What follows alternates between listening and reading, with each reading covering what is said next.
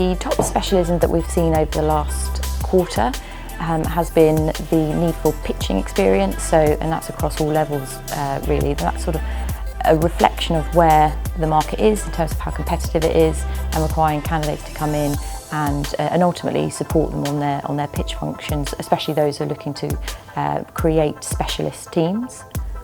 Another area that we've looked at or seen a key theme emerge is within internal communications and engagement.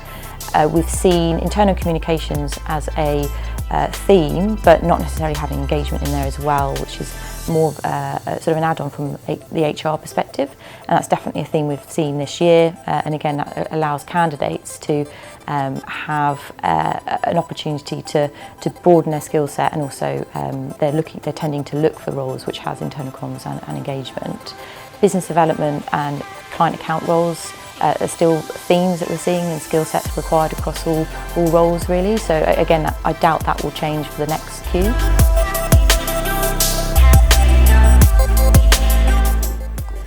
We've seen a notable increase in fixed-term contracts, where again that could be an impact for the upcoming IR35 that will be in place in April next year. So clients potentially are looking to bring in those on a fixed-term contract rather than as a temp. And also new roles coming up as well, sort of trying to be innovative, think about creative options, and bring talent in on a fixed term contract, could be 6 to 12 months, to allow for a bit of a try before you buy scenario. Permanent roles are still coming through, but probably less on the temp side, to be honest. And also in terms of the requirements from a candidate's perspective, moving sector, again that's a trend that has been apparent for the last couple of years, but again I think with those looking for their next year and decisions on moving out of sector, be that legal into accountancy or wider field, again that's been a trend over the last Q3.